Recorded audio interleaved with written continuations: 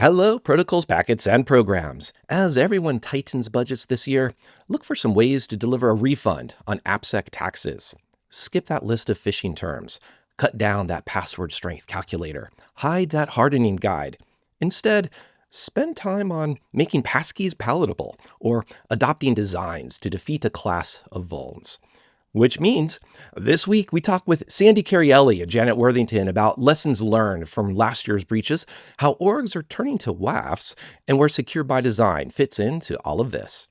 Save some money and stay tuned for Application Security Weekly. This is a Security Weekly production for security professionals by security professionals. Please visit securityweekly.com/subscribe to subscribe to all the shows on our network. It's the show to learn the latest tools and techniques to understand DevOps, applications, and the cloud. Your trusted source for the latest AppSec news. It's time for Application Security Weekly. This is episode 326, recorded April 14th, 2025. I'm your host, Mike Shima, and I'm here with John Kinsella. Hello, John. Good morning. I just got an idea. Instead of using those password generators, people could just pick their passwords from mixtures of our ASW, security in 3 words, perhaps second 3 words. Oh, absolute chaos and entropy there. That's true. We have yet to have a repeat.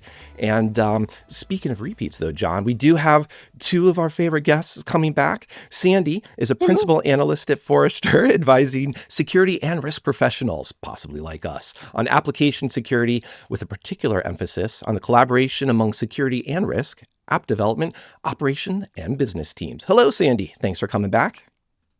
Hey, great to see y'all. We also have Janet Worthington over there. She's a senior analyst for security and risk at Forrester. She covers product security, software supply chain, open source security, and DevSecOps. Her background is in product management and what we love, application security. Hello again, Janet. Thank you as well. Thanks for having me on again. So we brought you back to talk a little bit about, as we always do, the past and what we can learn from it. But here, I'm not going to take us to the past of new wave and goth industrial adjacent music of 1980s, even though our 3 listeners who enjoy that might be sad. Instead, Janet, let's just look back to 2024. And there were a bunch of breaches. And you just wrote a post and some research about what we can learn. And I'd love to use that as a starting point before we get into a lot of what we can be doing better this year in 2025, and some advice that you and both Sandy will have. So Janet, what happened in 2024 that we should be learning from?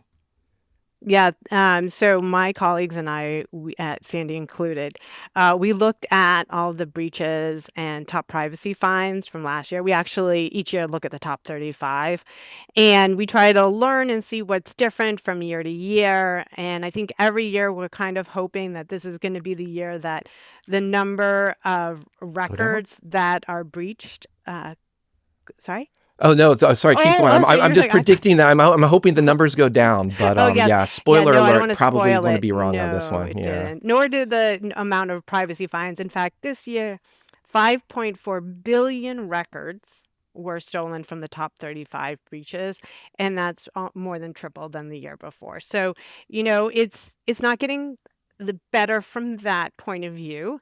And then the privacy violations, we're at 3.1 billion US dollars for last year.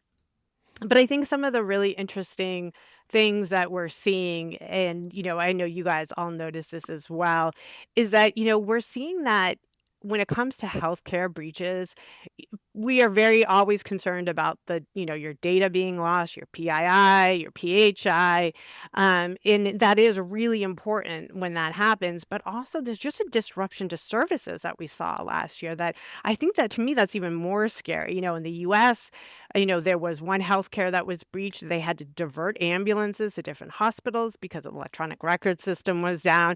We saw in the UK another one where they actually had to cancel surgeries because, a lot of these, they may not seem like critical systems, but they are when they have the patient information data in them, and that's how people need to use in these hospitals. And so I think that was something that is a little disheartening overall to see. The other thing that we saw, and that I think is kind of interesting to think about, is we think about SaaS. When we think about SaaS software, we kind of feel like hey, I'm going to use it. I'm kind of delegating, all the infrastructure work, all the patching work, all of the security to the SaaS vendor. Unfortunately, that's not true. There's still, as a customer, you still have to be aware of what you're buying and make sure that they're putting in place.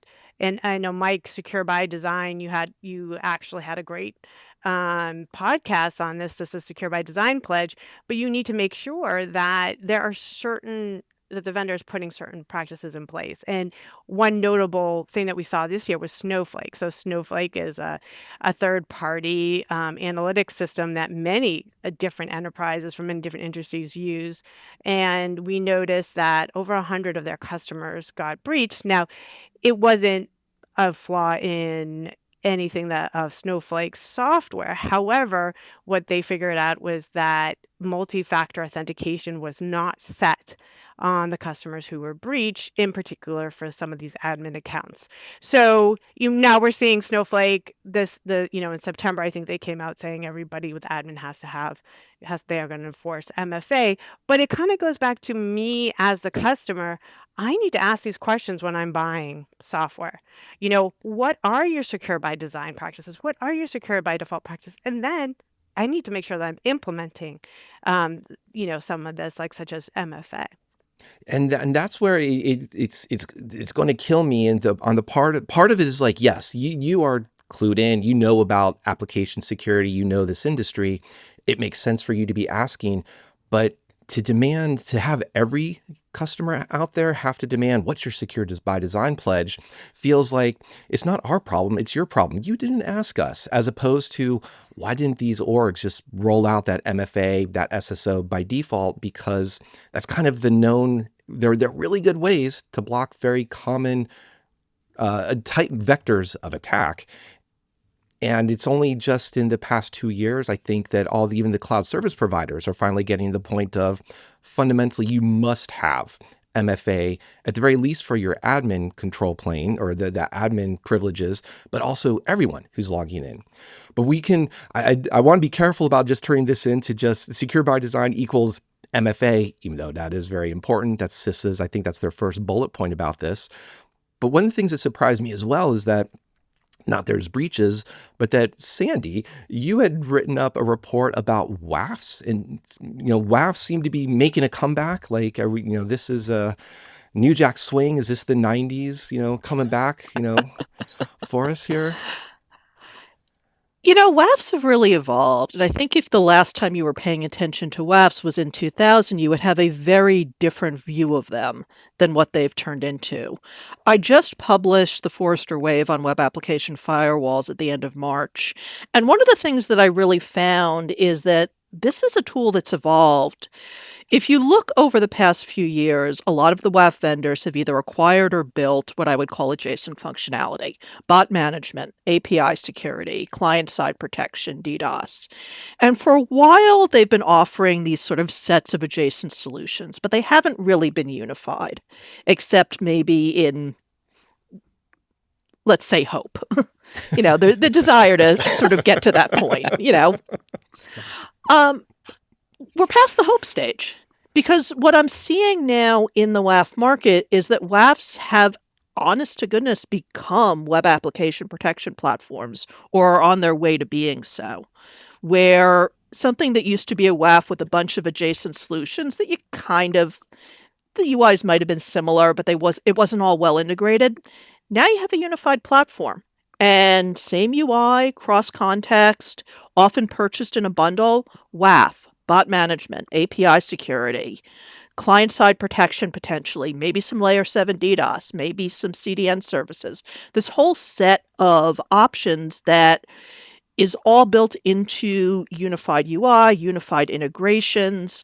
So we're finally at a point that I've been waiting for, honestly, probably 5 years, of getting to these bundles of solutions that are not quite all put together, but the goal is to get there to an actual unified web application protection platform. And that's exciting. And that's going to change how we look at the market. It's going to change how people buy. And it doesn't necessarily do away with all of the specialized solutions, but it changes when you use them. And there are a lot of customers that now have access to this unified bundle that they may be able to take advantage of where they couldn't before. Now, I see John about to ask a question. Go ahead, John. Yeah, one thing which is interesting about that, and this is a dated opinion, but I'm curious your take. Um, when the WAFs were first having their first pass in life, there was a lot of folks. I think the number was really high. What, 70 or 80% of customers were leaving them in alert only mode. They weren't actually having them Mhm. enforce. So over time, people started getting more comfortable with the idea of that device doing blocking on there. But now what you just said is like they're really sort of eating from the smorgasbord, right? That's sort of a bit of a crazy statement, the amount of trust that they have in that product. I'm actually really glad you brought that up, John, because it's one of the things that I found in the course of my research, talking with both the vendors and the end users. The move to adopt in blocking mode is happening much more quickly. A much higher percentage of customers, according to the vendors, say they're adopting in blocking mode. And when I actually spoke to customers and said, how quickly were you able to move from logging to blocking? Yeah, the numbers I got, a few weeks to, at the very high end, maybe a couple of months, but it was a very Mm. common cycle and very easy and expected that they were going to be in blocking mode. And you're right, that's very different than what it was several years ago. It's much more of a practice to get these things figured out and move to blocking as quickly as possible. Part of that is it's amazing to me and good news that the WAFs are in that blocking mode. So it's we can start to tamp down on the cynical. We've deployed a WAF and therefore it's been deployed as a checkbox. So Not that's a nice. checkbox anymore. Yeah. Not a checkbox anymore. But we still had, as Janet led off with, we still had lots of breaches and money being lost and service outages from these breaches. And Janet pointed out the importance of MFA. Sandy, you were just mentioning the WAF. Both of these still feel like our environment around secure design, but they're not necessarily addressing secure design itself. And I'm curious to maybe go back to you for a moment, Janet. If I bring secure design into this conversation, were there commonalities amongst the breaches or something that you would point to as that, aha, this is how apps were failing, orgs were failing? Or was it really that, MFA and that's call it secure by design of an org lacking that SSO is where the one of the major causes was, where major gaps were in security? Yeah, I think to your point, MFA is just one tool in the toolbox that we have. Yeah, when we looked at the breaches from last year, I think, I think Jen Easterly, she gave a great statement when it came to the telco breaches that happened over last year that actually happened during, the presidential race where they were certain phones were being tapped into of some very highly influential people.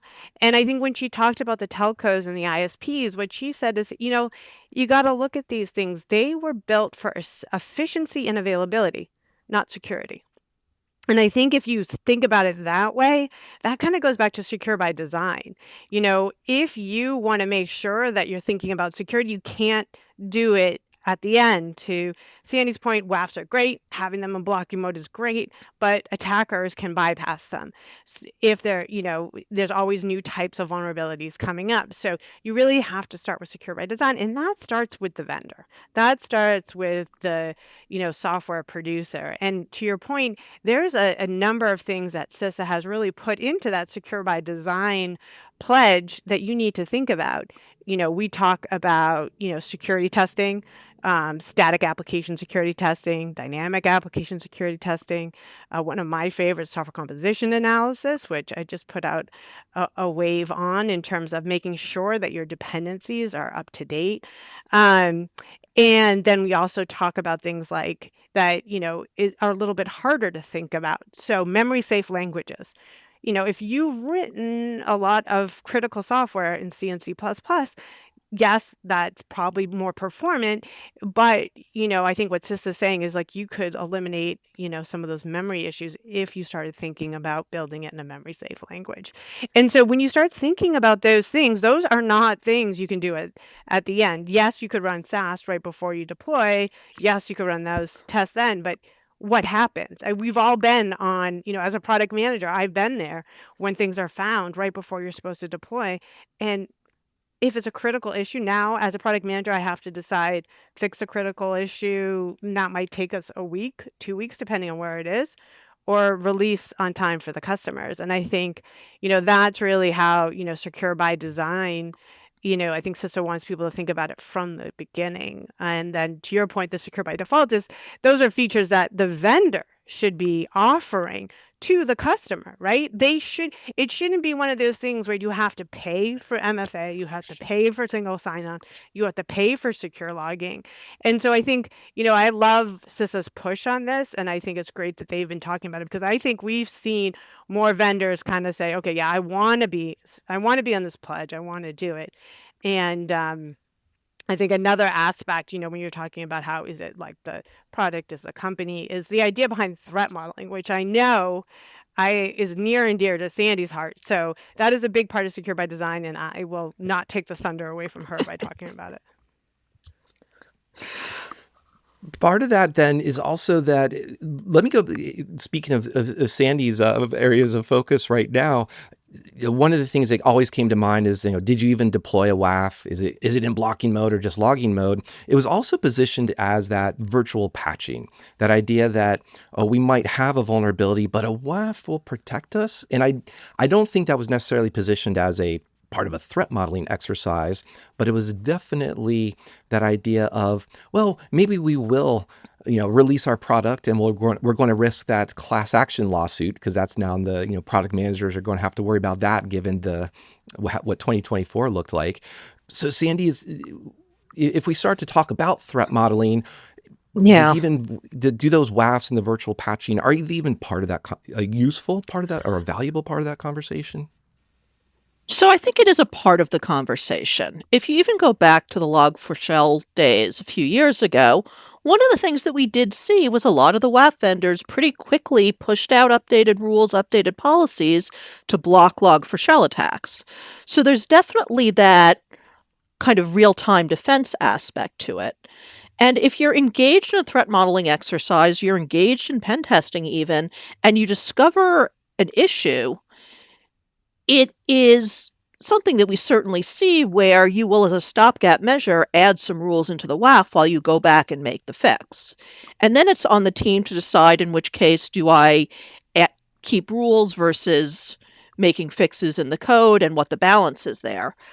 I'm loath to call that virtual patching, though, because to me, virtual patching is more about when RASP was a thing, and it was more about making changes closer to the code and changes at that level versus really adding new rules about how traffic is handled. I don't quite view WAF as a virtual patching platform. I think it's a great layer of defense, and I think it can play that role if you discover a new threat, if you discover a new issue, while you're waiting to make changes to the code, where you often have to test it and stage it and go through all those phases. You have the rule sets, you have the policies that are going to protect you in the meantime. But I think you've got to look at that the right way. And part of this then is because I agree, it makes sense to be rolling out MFA. I love passkeys. I love the concept. Here's phishing-resistant way of authenticating users. Seems like a great thing. And the WAF, Sandy's explaining how that's been helpful in modern WAFs and platforms. Janet, you mentioned SCA, supply chain, SaaS, a lot of the AST, just put a letter in front of it.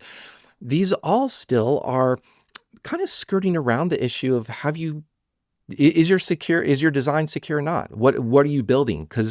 And maybe my question is, are these just easier ways to spend money that you can point to as a CISO, or maybe someone in leadership to say, here's our investment demonstrating security that's quantifiable, demonstrable, versus we did a lot of threat modeling, we had a lot of discussions, and our design is more secure, but it's harder to point to those artifacts. And I'm not sure, do we keep talking around the secure design of the app, or are these important things that we have to have in place first?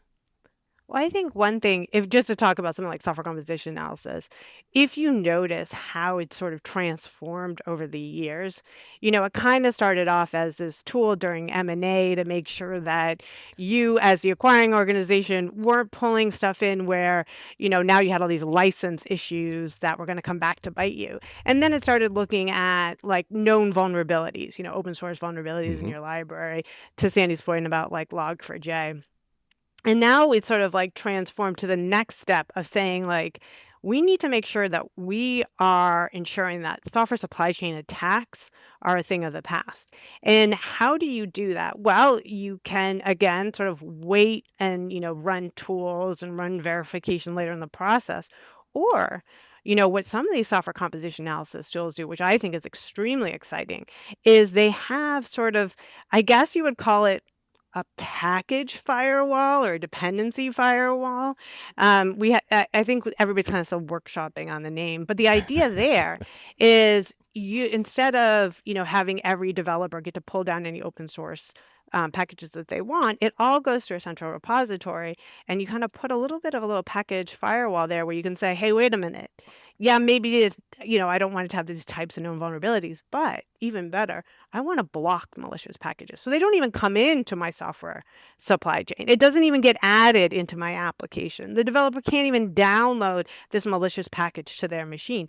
And that's so important these days because a lot of these malicious packages, the minute you download them as a developer, they can drop the malware payload and you'll have no idea. And so I really like this kind of idea of like, we're kind of slowly moving to like further and further left to be like, wait a minute, let's make sure that these things that don't meet, whether it's our vulnerability policy, our license policy, malicious packages, and even the health of these packages. So if this package only, is just created yesterday, or it only has one maintainer, or, some of these behavioral things that we look for to make sure that they're well maintained, let's make sure we're choosing things from the beginning that are healthy and that we enforce that. And so I think to me, that's actually a really good sign that the tools are trying to also help folks, to your point, really start from the beginning to be secure, even before we have to have like the WAF catch things for us. And So I'm curious about this package firewall. I'll let you guys keep working on the name. How does I'm trying to figure out how does that work at scale? And I might be sort of just holding on to this one point too much, but like I'm thinking if you've got a Node app or a Python app, particularly like let's look at some of those languages that are really go crazy with their dependencies. Hmm. Is there some security analyst at the company going, okay, that package is okay, that package is okay. Oh no, that one I got blacklist, or pick your phrase. Is it something like that, or is that coming from the vendor, or who's saying what's good? Well, So it's a great question. So what a lot of these, thank you. what a few of these software, I shouldn't say a lot, but what are the software composition analysis tools that are doing this well, what they do is they are actually looking at the package managers themselves, and they're actually doing some type of behavioral analysis on these packages to try and see, can they find anything suspicious about this package? Then they will Huh. quarantine that package, and then they will potentially, it might go through a second layer of maybe a person looking at it to make sure that it, clears off as malicious. But they are using AI as, it, because it allows us, the great AI, allows us to just handle so much more data. And so you can start looking at a lot more data. To your point, there are, you download Node and you're downloading thousands and thousands of packages. But the idea is to stop the download from even happening. And the way you do it at scale is you have to use, what a lot of enterprises that we talk to use is they use artifact repositories.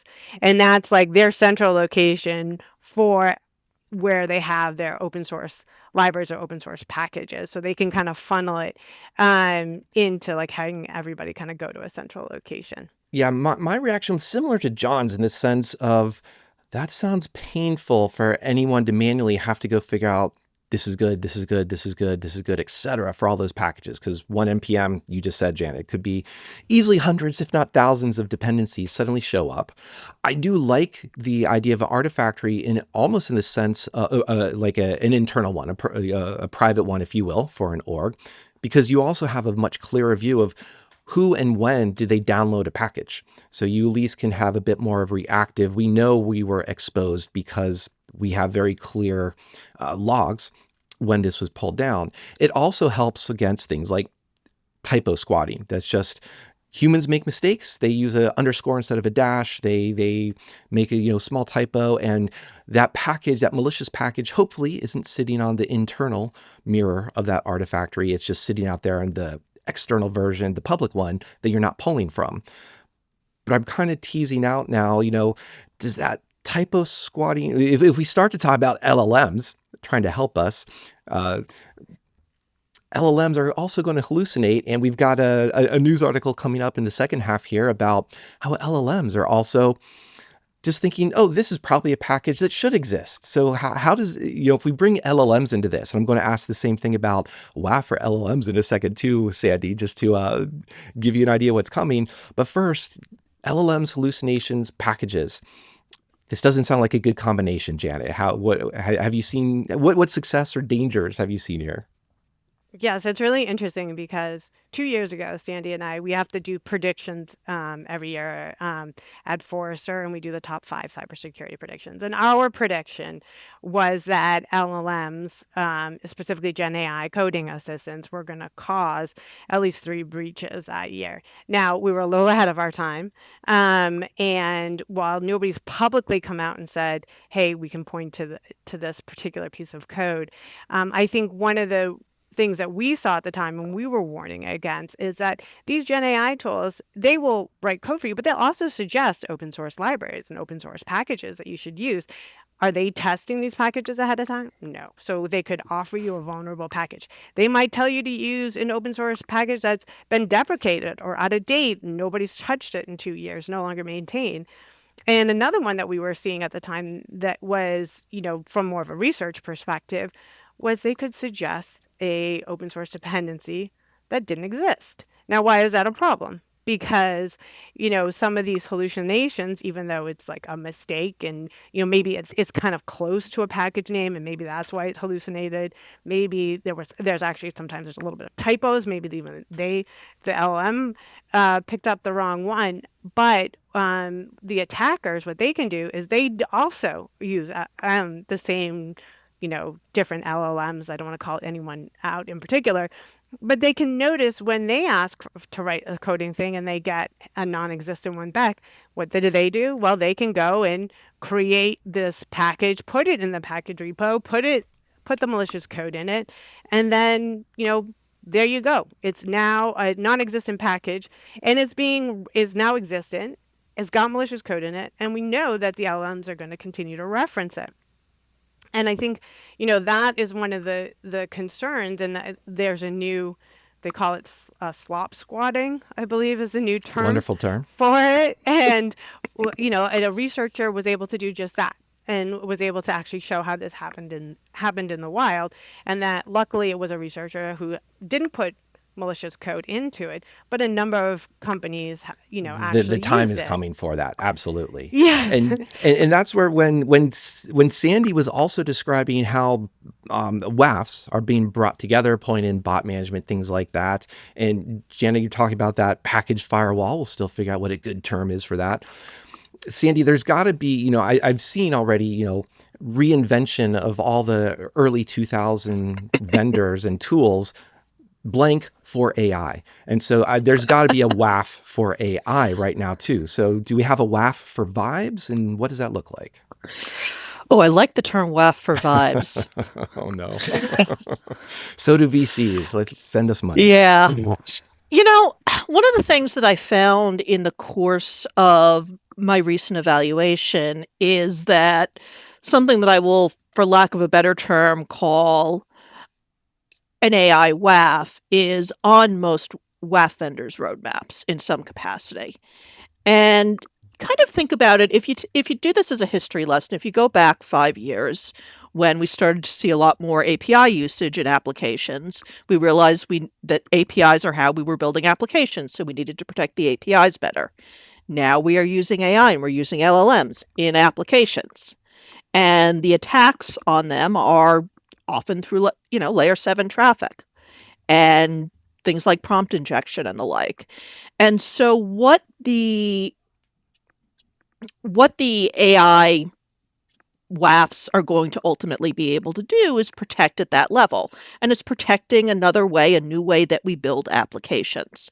So it makes a lot of sense to me for there to be an AI WAF, because you're protecting the application from traffic with a different business intent and still a malicious intent. So that's the direction we're going. I think just like APIs before them, you're going to ultimately see this all integrated long-term into web application protection platforms. That's the direction it'll ultimately end up, because again, this is how we build applications today. And we're just adding different components that we have to protect. So I would call it really early stage right now, Mike. It's not there yet. But I think that if we come back and revisit this conversation in 6 months, in 12 months, we're going to be talking about a lot of different options, different vendors, different things that are out there to protect the LLMs, protect the AI that's in applications, and protect businesses from these attacks on their AI infrastructure, whether it's prompt injection or something else. And I'll be very curious too to see where LLMs are showing up as the AppSec assistant side, because I'll have to acknowledge that it's writing code, it's doing all of this, but I haven't seen at least the compelling value come out of the AppSec LLMs for AppSec, in the sense of LLMs for threat modeling, for example, or LLMs for your secure design, or LLMs doing maybe some of that package firewall analysis. This is good or bad. Maybe I will, let's see, try to parse out some aspects that machine learning, and that could be valuable in terms of here's an anomaly detection, but I don't know that that's LLM.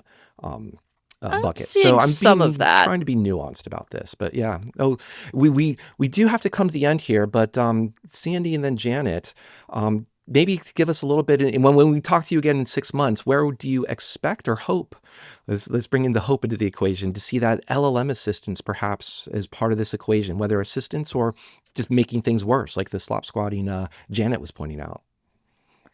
So I will say that for both bot management and WAF solutions, I am seeing LLM assistants primarily help in explaining discovered issues, recommending rules, those types of pieces.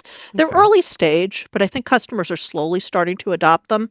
I think if we come back in 6 months, we're going to see two things. We're going to see broader adoption of chatbots within the AppSec tools, and we're going to see broader availability of what I will call, for lack of a better word right now, the AI WAF.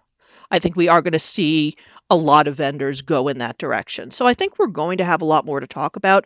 I also think alongside that, we're going to have, because we have those new features, we're going to have a much better analysis of the types of attacks that are coming in trying to exploit LLMs than we have today. Right now, a lot of it is theoretical. Let's see what happens when we actually have this tooling out and we can really get a sense of the types of attacks, how frequently, how much is this impacting it versus bot attacks, other types of application attacks, API attacks. I want that data, frankly.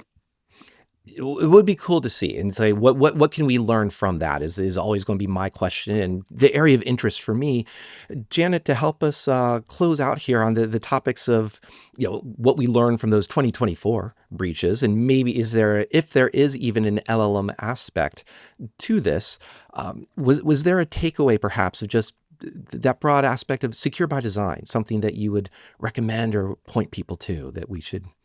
Sure, yeah. I mean, I would actually love to talk a little bit about so I'm pre-release. And so that's where I focus. And so I'm already seeing SAS tools, software composition analysis tools. They are using LLMs, and it's really exciting how they're doing it.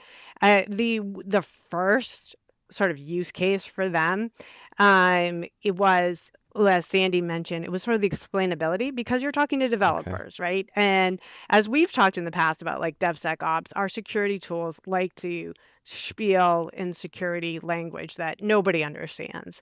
And so now with these chatbots that are kind of integrated, where the developers are, whether it's in the IDE or whether it's on the pull request, for example, really that explainability of an issue, they're using that for. And then a lot of them are taking the next step where they're auto-generating fixes, and they're actually giving you, hey, you could have this suggestion or this suggestion, and this is for your first party code, which we know is very difficult to do, is to make a suggestion about somebody's first party code and how they should fix it. And so that's where we're seeing it for SAS, and a similar thing for software composition analysis, where it's a little bit easier to give advice and just be like, hey, we want you to update to this, version, and automatically creating these pull requests. So now for a developer, how exciting is that? You go in, your pull request's already there. You can look at it and be like, do I agree? Do I not agree with what the LLM said? I agree with it. You accept it. I don't agree with that and make a little change. And so that's kind of where we saw it first. And now we're really seeing some exciting stuff happening on the triage side of the house, where some of these tools are really trying to understand your code and say things like, hey, you know what, we think this may be a false positive, or potentially we think you're using, I call them custom cleansers or custom sanitizers, something specific to your company, and therefore this is a false positive. Do you want to make sure that everybody knows about this custom cleanser that they should be using? And so it has that like sort of learning aspect to it that LLMs are very good at. And so I think we're seeing both from a generating code side as well as sort of this learning aspect. And I'm really excited about how application security tools are, sort of incorporating it into their products. It does feel more compelling and natural for a developer to say, oh, let me review this merge request. Oh yeah, I agree. Here's a tweak, and go ahead and approve and merge it, versus, oh, let me watch this 2-minute YouTube video about cross-site scripting and then read this checklist from over here and all these other things that are completely unrelated to me just trying to get some code out. Before we let you go, since we've been talking about LLMs, I still enjoy the knowledge from humans. So as a human, for both of you, Janet and Sandy, and human explainability, how would you explain AppSec in 3 words? And Janet, let's go with you first. So I have to fall back on my tried and true, and I would say the way I explain it is roll out DevSecOps today. That's how I think about it. How about you, Sandy? All right, I'm going to go the slightly goofy route on this one, sort of going back to the kids' cereals, now with marshmallows. So now we're going to go protecting LLMs. I think some VMs are going to be, some VCs are going to be calling you just as soon as we hang up here. So be prepared, Sandy. You've got it. But thank you, Sandy. Thank you, Janet. This was a great conversation once again. Appreciate your time. Thanks for having us. Thanks. Also want to thank John and thank all of our listeners for hanging out with us once again. As usual, we do need to take a quick break and return with news of the week.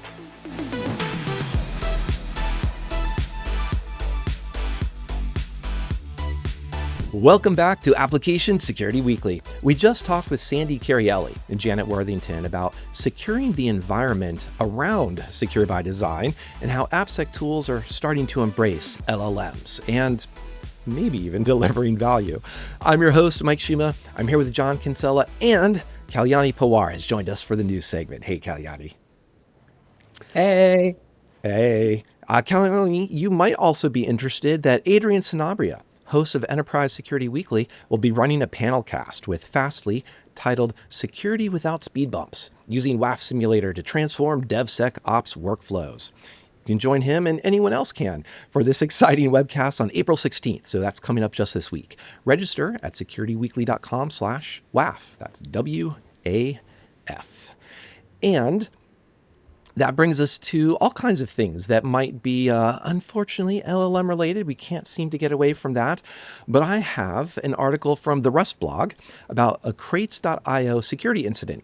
And this is something that Came with crates, came with Rust. It has nothing to do with memory safety and everything to do with mistakes that I think most organizations have already made or likely will be making. So what they did was improperly stored session cookies.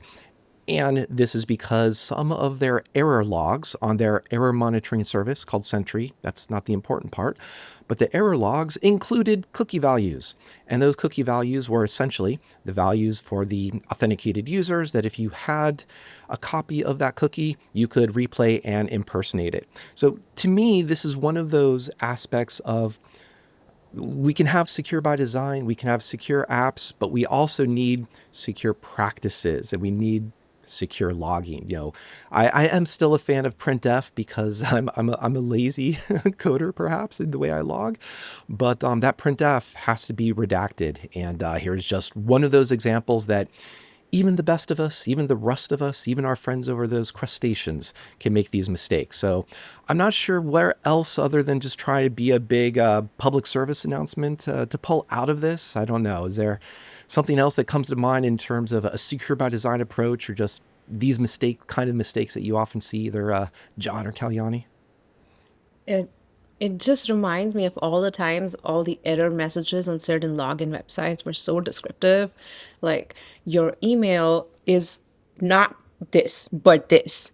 Why are you giving out my email? Might as well give out my password at this time. But it comes back to like the very basic principle, which I feel like we've been talking for over a decade now, which is don't have very descriptive error messages, please. So yeah, Well, along those lines. and that's funny because how do we parse that phrase? Don't have descriptive errors, because errors should at least be helpful, right? I know this is what you were intending to say, but I wanted to use that as that part of that conversation to tease out what's the difference between descriptive and helpful versus overly descriptive. And now we actually have to have a breach report, or we have to start that blog post with, we take your security seriously because we have descriptive error messages. So, if we were to have this conversation and you're talking to developers, how would you approach that idea of redaction, Kalyani, or try to explain, the sense of what you're getting at? What here?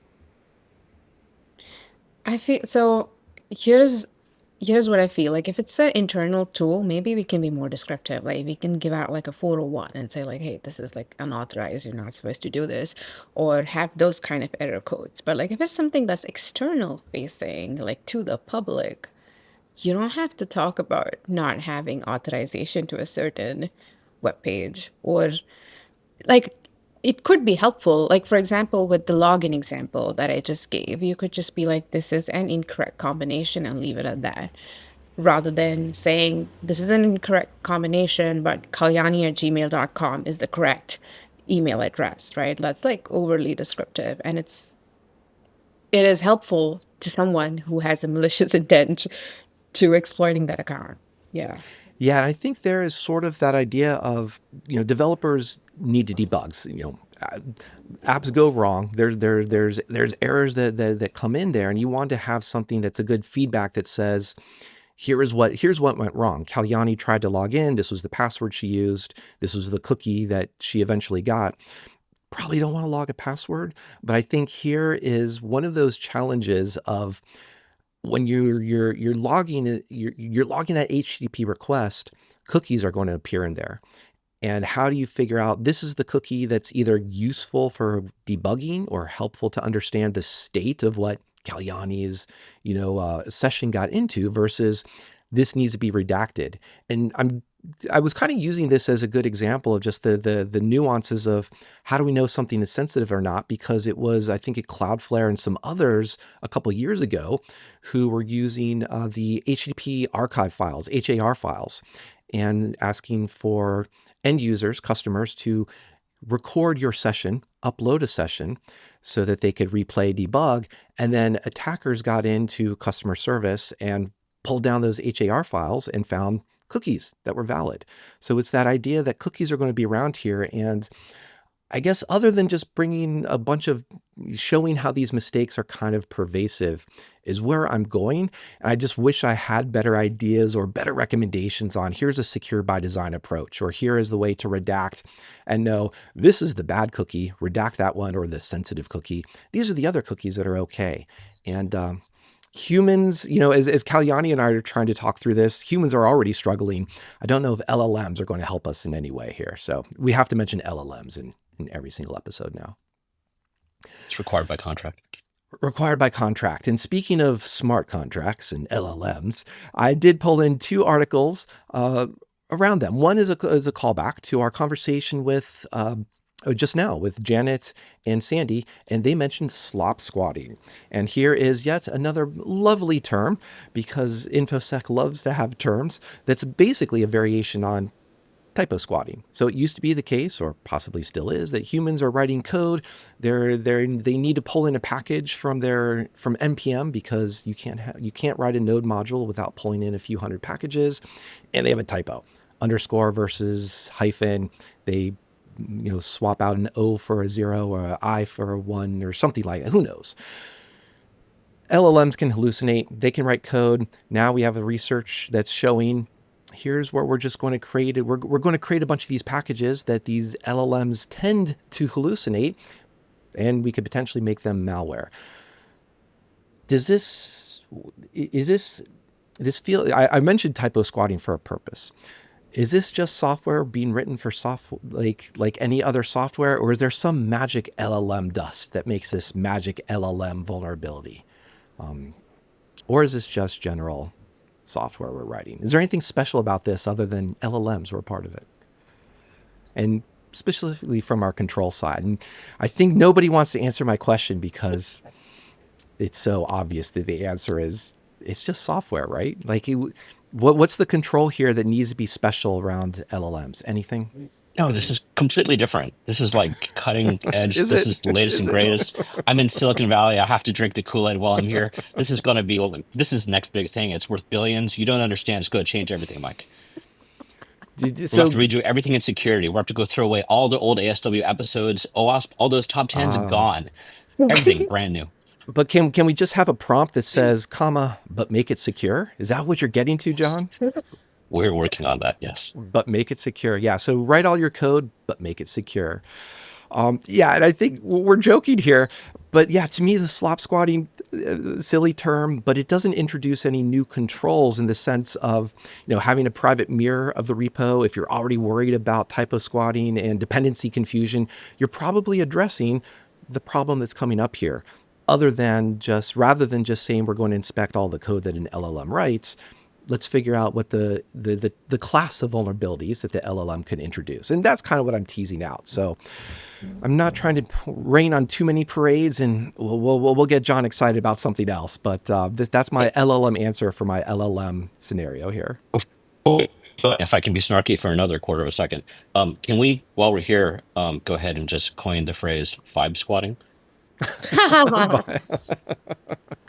Yeah, quick. Yeah, vibe squatting. We got to go get that domain now real quick, because we had WAF for vibes was our other product. That's our new product that we're working on with Sandy. But there is, however, something new and different that I pulled out in the news this week. This is CaMeL. This is a paper out of from the folks over at DeepMind, but I'm pulling from Simon Willison's weblog about CaMeL offers a promising new direction for mitigating prompt injection attacks.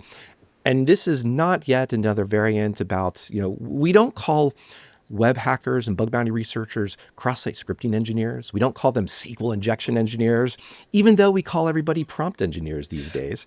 So I'm not talking about the prompt engineers. I'm talking about the defensive side. And this is a little bit of using LLMs to defend and protect LLMs, but it's actually using them to create some very deterministic, pared down Python code that's essentially saying, here's some controls, here's some policies that express how those controls should be. And this is how it's attempting to enforce that idea that if Mike is doing some prompts against that Gen AI, only Mike's data is coming back, or Mike is asking only about emails with his email account. He's not getting into Kalyani's email account and vice versa. So this I felt was pretty cool research, and it by no means, and neither this blog post nor the article says this is the end of prompt injection attacks, but it seems like one of those very useful research advances. Kalyani, I don't know, we were talking about that, you and I were struggling about how do we help humans with this, have better error logging.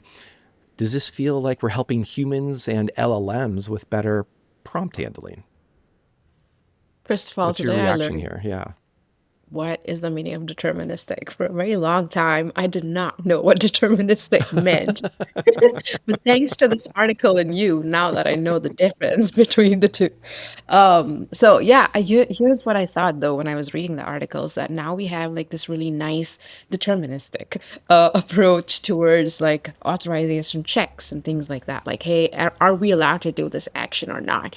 But who decides the allowed or not? Like, there has to be a security policy in place in order to make that decision. And security engineers will be responsible. Security engineers, or any engineer who's working on this workflow, will be responsible and might find a little burdensome to manage such security policies. But I feel like in all the time that we have seen prompt injection and all of like the other articles and companies who say that we need more AI to solve AI security problems. And as the author has also quoted this, you don't need more AI to solve AI security. I feel like this framework provides a very nice, clear, yes, no kind of approach to answering whether an LLM should carry out this task of like forwarding Mike's emails to Kalyani or not.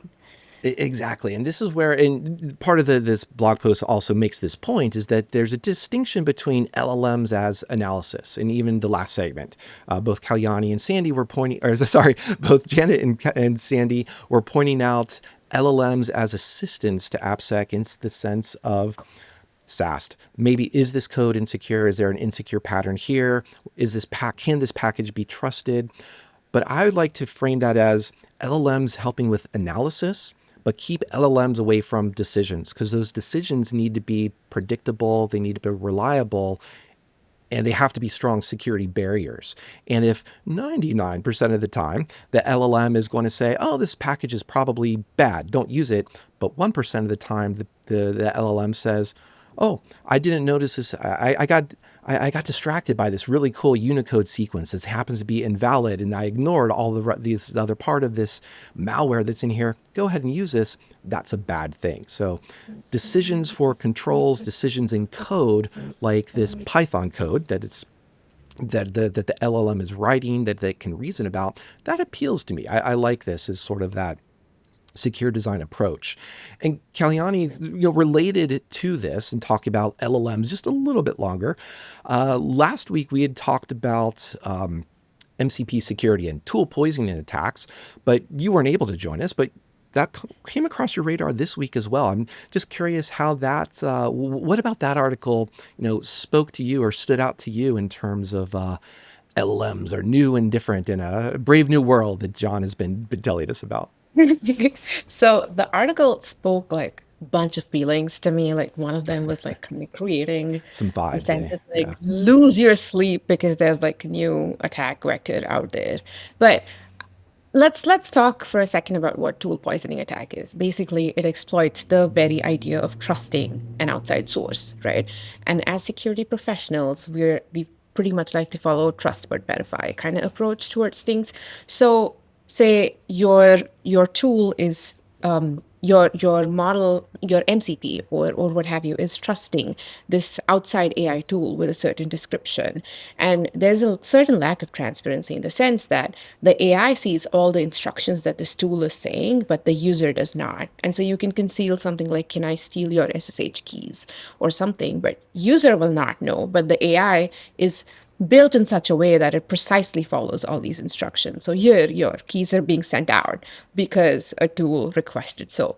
So the very basis here is, if your your architecture was nicely threat modeled, if input validation was like a parameter that you consider when you're building something out, this is not something you should lose your sleep over because you have this covered.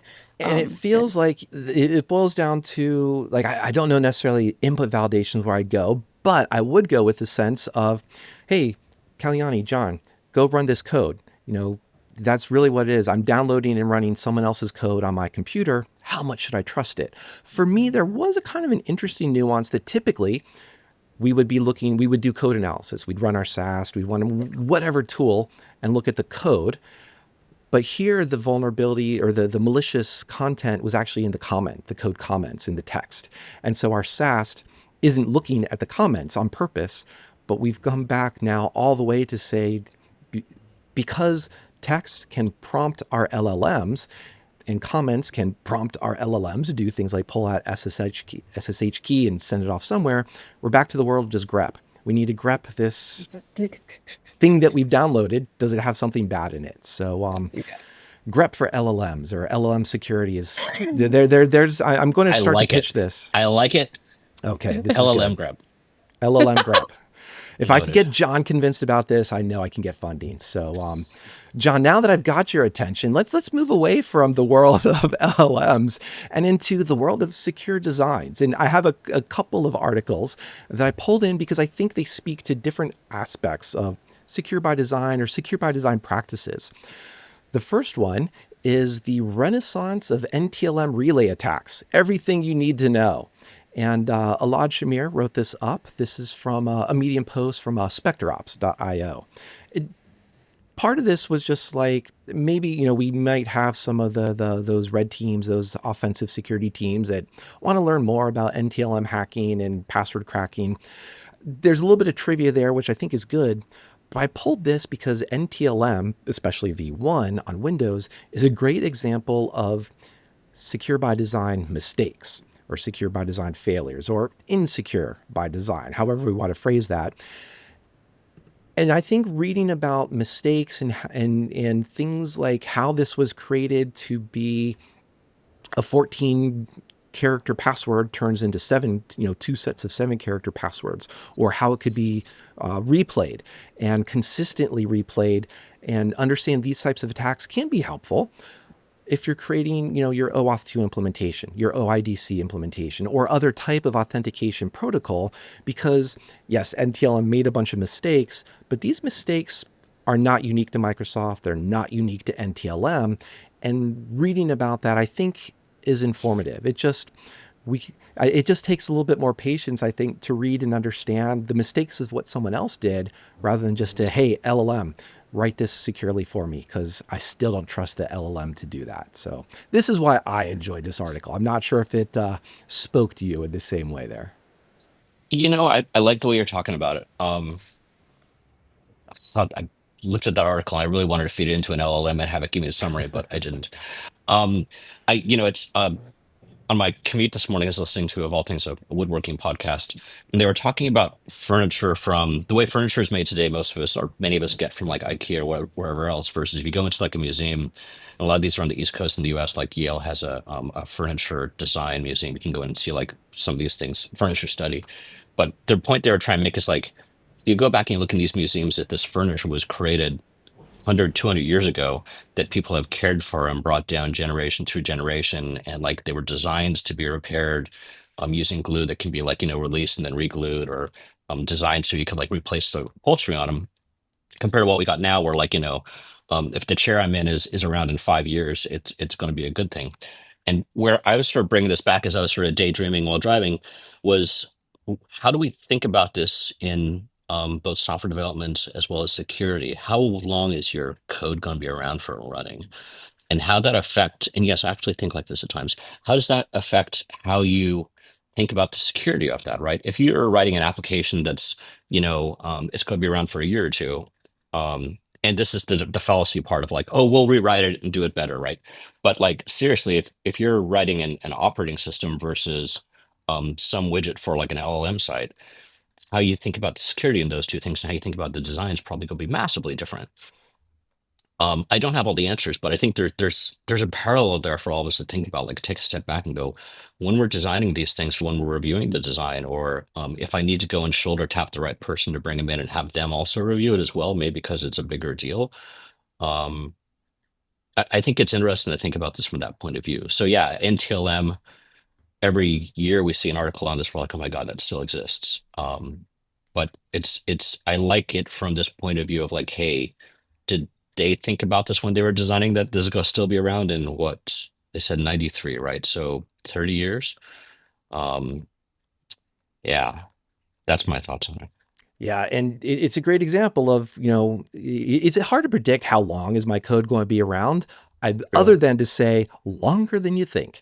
Because even with NTLM, it took even just 20 years, I think, for V1 to no longer be the default. And Yep. it's only in the past few years that Microsoft has finally been able to say, this is fully deprecated and V1 is actually going to completely disappear. But that is just such almost an eternity of a life cycle and for code to be around. And speaking of secure design, so this was Microsoft, this is NTLM, ancient work, and I'm going to pull in now another article. This is from the CNCF, so the Cloud Native Computing Foundation. They have from their CNCF ambassador, Taylor Thomas, writes, components versus containers, fight? And I suppose it has to, follow the Thunderdome principle that if you have two different things, two things enter, one thing leaves. But I don't know that there's necessarily one containers or components, and here by components, meaning like WebAssembly and WASM. It's one has to win versus one lose. It's more of what problem are you trying to solve? But I did like it because it has a lot of WASM in it. And what the other thing that spoke to me of this article is that security doesn't really appear. Security is not a very principal aspect to this. It's more about performance and maintenance. You could argue, this article does, that on containers it says 5,000 teams need to patch one vulnerability, where in the WASM side, one team can patch 5,000 apps. But I think that speaks more of your approach to deployment than anything else. So that's not an either or, but it is the idea of this is what developers care about. How well can I maintain this? How hard is it to configure? How hard is it to reason? How performant is it? And that's why, it's talking about cold starts. It's talking about scaling. Just, is WASM going to be more helpful for me, rather than me with my security hat on saying, go write something with memory safety, or go take the sandboxing is cool. Use the sandboxing of WASM. And unfortunately, this is why I don't get invited to the developer parties, because I always talk about the boring things. But this is, and maybe Kalyani, we love to turn to you for that startup perspective and small team, and you've got to make these trade-offs mean a lot because your time of the day. Yeah. She goes to all the cool developer parties that we don't get She does go to the cool developer parties. So when you see this, you've got containers and components like WASM and the cloud. How much of this would you lean into just encouraging developers for these developer-friendly trade-offs, that performance, efficiency, et cetera, versus bringing in security to that conversation? So I honestly really like developer-friendly tools, and I try to take as much as I can in the security aspects of it. Now, if there is a really cool tool on the block, but with like one layer of authentication on it, I will obviously, ring the bells and be like, I don't think this is a good idea, guys. Like, this is just an easy way to have ourselves hacked. But I think in most situations, and this is why I get invited to the parties, is because I try to come up with like this friendly approach of trying to use tools that they are going to like in the longer run. Mine is like try to make friends amongst them by choosing tools that they like, but add our layer of security. That could also be like something that we can augment to the existing layer that they have, maybe some protocol that we spin up. I'm not saying make your own cryptographic algorithm here, obviously, but maybe some secure library that I can add in to the tool. But I totally understand where this article is coming from in terms of like performance, efficiency, because often we do have questions like, yeah, okay, we're coming up with this tool, and who's going to maintain it though? and what is our source of truth going to be, and things like that. And so, yeah, in terms of velocity, I I definitely hear you on that one. And part of this article that the reason I wanted to talk about this a little bit more, it has an epochs of abstraction graph near the middle of it, and that abstraction to me feels like the area where you can embrace developers to figure out, you're a developer. Did you want to create a cool new application, or do you want to become a Kubernetes administrator? Or did you want to become a networking expert? And the reason, asking those leading questions is that the different abstractions, getting into even just WebAssembly components, which is what we're talking about here too, favorably from my perspective, is that so much of the underlying aspects are abstracted. You as a developer can just write some code. And you don't even have to worry about path traversal, because if you don't even have that access to the underlying file system or a file system abstraction enabled, that's just a class of vulns that's not even going to hit you. And I think that is the type of thing to me that is just like, we snuck in security, but we did it by talking about performance or maintainability, or just this is how easy it is for you to write that code. So Kalyani, get me some of those invites, because that's the story I want to tell to developers these days. There's another article that's now switching from the broad seas of components, containers, and even cloud. We're talking now small components of PLCs, or programmable logic controllers, which, hey, still has letter C in there. But this is from this also came from the Usenix Security Symposium. So this and the CaMeL article both came out of Usenix. So Usenix Security there's some great research going on, is basically what I want to say there. But the point of this article is that some researchers said, what do PLCs look like? And the TLDR, probably unsurprising to John and Kalyani, probably unsurprising to our listeners, is that it seems like insecure designs are pretty pervasive.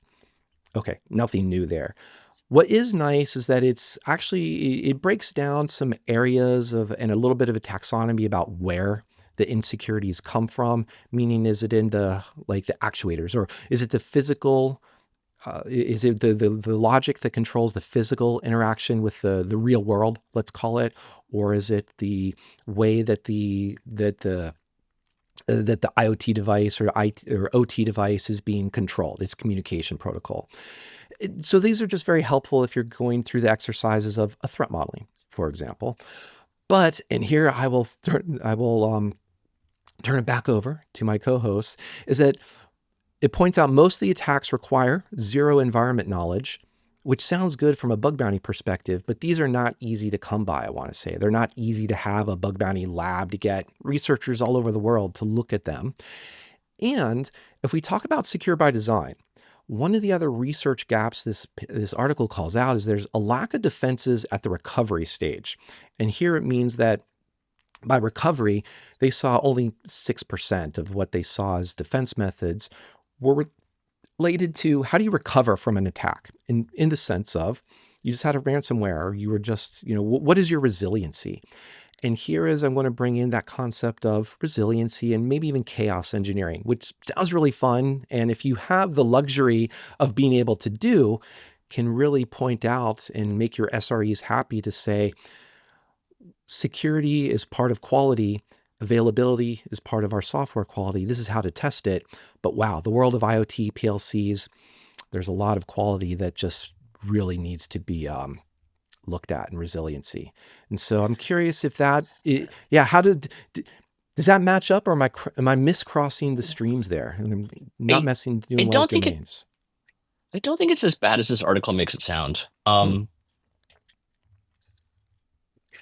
So there's a few things. We've talked about PLCs in the past a few times. I think if you look at so it was interesting when this data points in that article is, I think they said the first PLC came out was in the 60s. I want to say 64, which is sort of amazing. If you look at old school PLCs, they're programmed with something called ladder logic. You're not going to have AppSec issues there. It had a very sort of controlled thing. It was running on its own bus, its own network. It was sort of, programmed manually. You went through, you figure out how to do it. you're good. And it was designed like that purposely to talk about security by design, so that you knew that these multi-million-dollar systems would be doing exactly as you wanted in a very specific way. Um, the way I think about this over the last, I don't know if it's 5 or 10 years, you've started seeing things like Raspberry Pis get hooked up to that network and have them become PLCs. Okay, now at this point, everything else we've just been talking about, containers and WASM and Rust and all these things can be used to program those beasts to do whatever you want. So I think the security landscape has changed as a result of that.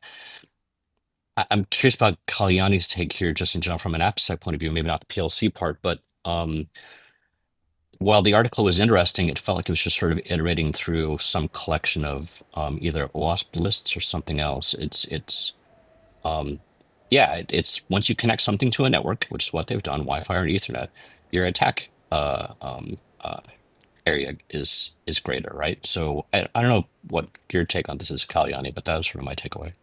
I think, okay, I feel like this article feels like a very, the paper, like this, it feels like a resilience theater, if I can call it. It's like, um, I like it. yeah, it's like everybody's pretending like prevention is enough because like building recovery in an ICS is going to be like expensive and hard. Like it's just like I'm amazed like from an AppSec perspective how everything like things like bug bounty are considered thorny. I guess that's where I'm coming from when I read this whole article.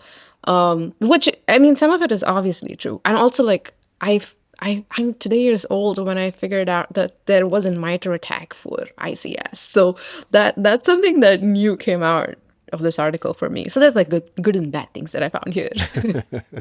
Yeah, and I think even with MITRE ATT&CK, we've got MITRE ATT&CK for apps, etc. And MITRE loves their.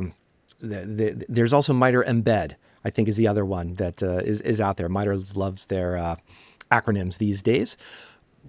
But I guess your reactions are illuminating for me because it's helping me try to figure out how much do I care about a taxonomy, meaning this helps guide me to be able to talk about a threat model in the sense of, oh, how did we worry about who's communicating with us versus what is my code? Because now I'm running Node.js on my Raspberry Pi or Python on my Raspberry Pi rather than just some, I'm no longer programming FPGA, which is going to be more constrained, a lot harder to hack or have problems in. And I guess that's what's helpful in the sense of maybe how do we talk about what the problems are and are they different from general problems of spoofing or tampering. I'm not going to list off Stride because I'm not a huge fan of just that, but those get into those areas of like the reason I pulled out that NTLM history. These are mistakes that have been made in the past. Are we or are we still making those same mistakes? Do we have something? Do we have a better framework, a better design that protects them? And that's my if wishes were horses phrase of the day. Just how do we get out there? So that's the best thoughts I have on it. What might be an interesting way to think about this is who's the audience for this doc, or who would it be best served by, right? So if you're on a security team and you've been doing AppSec or physical security or CorpSec or in the various areas, and you've been thinking about your Windows machines, your applications, the cloud stuff you've got going on, maybe developers' desktops and things like that. And like you never really paid attention to that mainframe because that's some other dude over there, or like, hey, the industrial network that's handled by those guys out at the plant. This might be that eye opener of like, hey, those things have been humming along perfectly fine for the last 2 or 3 decades. The technology is changing. You might want to look at that a little bit closer. So I think from that point of view, it's actually quite handy. I think for a lot of people, right, someone out at the plant just bought the latest version of the Siemens controller. It happens to be a Raspberry Pi, not one of the other things, and it's cheaper and easier to use. And no one thought about, oh, what did we just do? Our whole industrial network is now on Wi-Fi. So from that point of view, it's probably quite handy. And it does try to draw attention to the audience of here's where more research needs to be done for tools to do this type of analysis to identify these types of vulns. So there clearly is that audience out there. Yeah. One more thought on there. I was going to tease Janet in the last half when what's the comment she made? I think I wrote it down. Oh, I didn't. She said she was talking about, when talking about secure design, that people should be thinking about secure design at the beginning, which I'm like, I wasn't quite sure if it was intentional or was just a slip. It's like design should be at the beginning, right? But in this particular case, design should also be thought about when you're looking at bringing something new into that environment. So it's incremental, I guess you'd almost call it design. Still is worth doing your security review. It is. And I think the one thing that I will add there, there's secure by design of the single controller, but also the system as well. And the reason I bring in the system is, how are the different controllers speaking to each other? What does the command and control look like amongst all these systems? What if there are sensors out there? What kind of confidence do you have in the integrity of the data that those are bringing back? So I think lessons learned, but they require human discussions. I don't think an LLM is going to give us these types of insights. That's why I appreciate having my human co-hosts of John and Carielli once again this week. So I want to say thank you to both of you for walking me through the news. Pleasure challenge. I want to say one final thank you to John and Carielli, and thank all of you for joining us. Remember to subscribe, check out the show notes, share on the socials, and speaking of sensors, check out Sensations by Duet. We'll see you next time on Application Security Weekly.